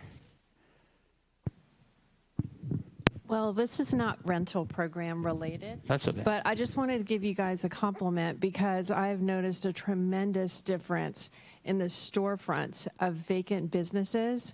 They've taken down all of the messy paper and old blinds, and I don't know what happened, but you all must be doing something to the effect to make this great change, and it's a welcome sight in the neighborhood. It's wonderful. I think we just all got on the same page finally, and I think we want to try to continue that. Our stance is obviously we can't make you put your property into use, but if you're not going to put it in use, you're going to maintain it at a pristine condition. And that's how we try to push forward and address it. So you're starting to see us start to address stuff like that.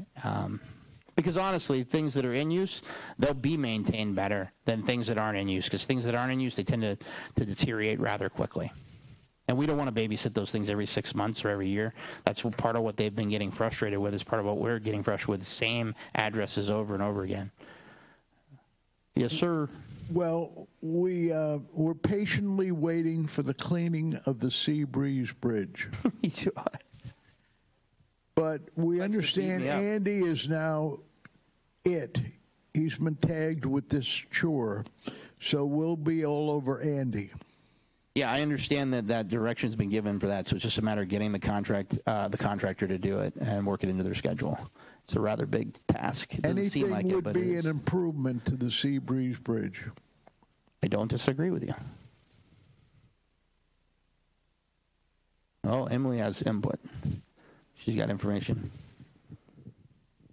Andy has been well aware of the need for pressure washing. He's hired new staff. It took a while. They had to advertise. He bought new pressure washers and trained the folks. So we're going to see a big difference now. He also... Yes. Yeah. Well, the holdup on that was that they had an existing contract with a pressure washing company, so they had to make sure that legally they weren't stuck in that or violating that. So then he looked at his options and the most cost-effective way to handle that. So it's coming. They really haven't been ignoring you guys. They've just been working on that stuff in the background. Anything else? Do we have anything else? Oh, the Primary Policing Unit, and I don't have any of them here today because they were out diligently working on the 300 block of North Street yesterday. Oh, I'm sorry, ma'am, you had a question before? Yeah, I have a quick question. This is just about rental. With these inspections, I know there used to be funding through the city for painting. So are there grants or funding available? Because you have a lot of senior citizens, for instance, that may have properties. I hear what you're saying when you go in to do these inspections, and people may not financially be able to afford it, especially with the last year of, what has happened. So are there funds available to assist individuals? So a couple of things. So there was a rental assistance program, and I believe there still is, that could have been used for those tenants to be able to pay rent so that they could probably have their property maintained. We didn't have a lot of luck with getting people in the door to apply for that. Don't really know the reason why. Some people did. And then there are programs in certain areas, mainly the redevelopment areas, where you can apply for, grants for painting or some minor maintenance issues as well. And there's, I think it's dollar for dollar match. And there's a whole process. And I can tell you that the city's already looking at that. We need to probably move away from a dollar to dollar match and come up with some way to make that program, I don't know what the best way to say it is, just more effective, I guess is just the way to say it. So, and we are hoping that the COVID relief funds or some portion of that will be used for some aspect of that, and that we could help to work with whoever's managing those programs to coordinate to prioritize folks that have code violations, because we don't want them just sitting out there hanging out with code violations. It mucks up our whole system. And the magistrate doesn't want to fine them. The code board doesn't want to fine them because they're in a program, but the program timetable is 2 years, so we just have to babysit the case for 2 years. It's a mess. So we're hoping that as we work forward, and we've had some conversations, I think some group conversations, some public conversations where it seems like there's some support for that too. Personally for us, I can tell you another hurdle, another problem that we run into is that there's a lot of folks that can't pull the proper permits or can't apply for certain things for their property because their house is not owned by them. It's owned by a family member that's since passed away, or sometimes it's 2-3 times removed that that owner has passed away. Their kids have passed away, and their grandkids have passed away, and they can't afford to pay an attorney to get that through the probate process. So any use of those COVID relief funds to help that process would be a tremendous help for us as well as staff, because we have many cases that just get sidelined and we have no other choice but to just put a fine on them and move on to the next case. And it's really just not an effective way of getting things fixed and repaired around. Okay, we're good. So the primary policing during the second quarter. So we have a group of officers that are supervised by a sergeant. The reason why they're not here is they came in early this morning. We're addressing the 300 block of North Street. They've been diligently working on that recently. So I'm going to cover some of the things they've been working on. They during this period, they had 177 arrests.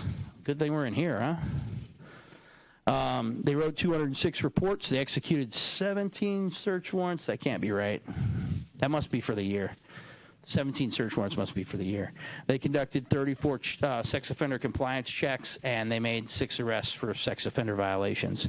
The main program that they've been working on is the SMART program, and this is a partnership program between us and the state attorney's office, the jail, the shelter, and I'm missing somebody, state attorney's office. Jail. Oh, Stuart Marchman. It's the most important partner. So it's a partner between 5 of us. Other agencies are participating in this. So this is a pilot program that Stuart Marchman was able to get funding for. And what this program is centered around is low-level nonviolent misdemeanor or city ordinance violations. And it's kind of a carrot and stick program. So the first part is what we've been consistently hearing on the other end when we try to address your complaints and about people loitering on the sidewalks, sleeping on the sidewalks, drinking all day in front of a business, defecating on the sidewalks, all those things. What happens is it just creates this revolving door of the court system. They go in, they see a judge, just says time served, they come back out, they beat the officer back to the location sometimes, and it's just a constant revolving door. And we've tried to disrupt that a little bit by going to the courts and saying, hey, we already in the background offered this person services. We communicated with them. They didn't want anything, blah, blah, blah. The courts have said basically back to us in the past, we don't believe you. We don't believe that you've done anything to try to help these people, and because we don't believe you, we're not going to sentence them to anything. We're just going to time serve and send them back out. So we communicated with the judges about this program, and we, the state attorney's office and us and Stuart Marchman, put this program together, and it's designed basically where now, instead of us trying to bring the services to the people on the street, meaning like, hey, you don't want to hear, people don't want to hear from the cops about how to solve their substance abuse problem or their mental health issue or their homelessness. So what we've done is we've set it up to where when we come in contact with them, we just simply ask them, do you want to talk to somebody about this? And they say yes or no. And then we send them out to the jail on the arrest that we've made. Or we NTA them, we issue them a ticket and notice to appear at the shelter. We can do that as well. And they can remain at that shelter in the safe zone until a Stuart Marchman caseworker arrives to screen them. And sometimes that if it's on the weekend, it doesn't happen until Monday, but they're allowed to stay there and remain there. And by taking that notice to appear, they're acknowledging that they'll participate in the process. If they go out to the jail, which is how most of these folks go, they end up going out to the jail because right now they're all rejecting it. They don't want it. They don't know what it is. We're trying to explain it, but it's just not really getting through. So they get out to the jail. The first appearance attorneys have already been trained in it. The jail staff is trained in it. They screen, see who has a qualifying arrest for the program, and they, at first appearance, offer them the screening. If they want the screening, great. Judge says, hey, we have a room. The jail has been nice. They've been great because this helps them too. They segmented it off a room for us, and the people who want the program and the screening, they're just held in that area of the jail until the screener comes in, and the screener starts screening them and starts connecting them with services. And they get out of the jail at that point, or they get sent to the service, obviously. If we can get them tracked to a service, they usually go to the service from the jail. Now, if they don't want it, and they say, no, Judge, I don't want that. The judge pretty much for the most part tells them, well, we're going to hold you on a cash bond. If you can make the cash bond, you can get out. We'll see you at arraignment. So that's kind of how that hearing ends. When arraignment comes back around, the state attorney again offers them the program and tells them if they go into the program, they comply with the program and work through the program, that again, the case will be dismissed. It'll be either arrest sufficient or it'll be dismissed completely.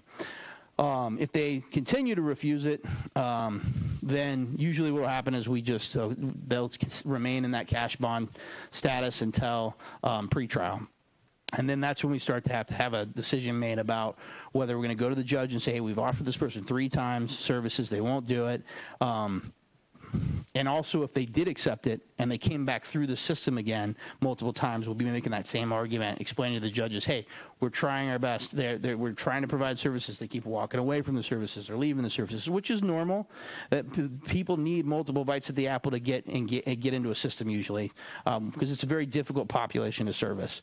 And if we can get them into those services and stabilize, that's the hope. But if we can't and they just refuse, we're asking the judge for stiffer time, stiffer sentences to break up that revolving door of people just making it back to the street. So the idea or the hope here is that we get people services. That's the first hope, right?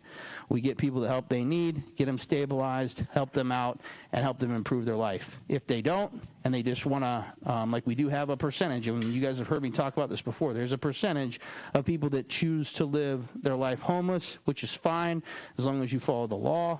And if you're not going to follow the law, then we send you back out into the jail. And again, you'll get offered the services, but if you don't want them, you'll just continue to cycle through. But at a longer duration, that's the goal here. Encouragement. Ted, what's up? How's that program going? I mean, percentage-wise, you getting a lot of activity? Can you go back to that? Oh, we're I think we might have broke the system for a day at the beginning because we have a lot of people that need services in Daytona. But there's quite a few people being funneled through that. I thought we were going to try to get. I guess we didn't have it. I'll get you some numbers. It's very new. It's only been running 20 days. But I know right out of the gate there was like 13 the first day, and I know we had some bursts of like 15 or more through there. So, you know, there's quite a few people, and the goal here is to see, we're trying to establish it's something that works, that actually gets people to services. It saves hospitals money and time. It saves the police money and time of going out there and servicing the same people over and over again.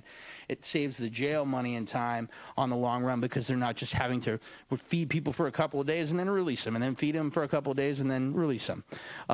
So if we can prove that, we think that the legislature will fund it as a more permanent program. We are very hopeful that if it works very successfully, that they want to come up with some plan that they can push out statewide too, that would help with these types of issues as well. So our hope is that we'll end up being at least a state model that of a program that actually works and gets people to services. But we don't know that till we get through the pilot program.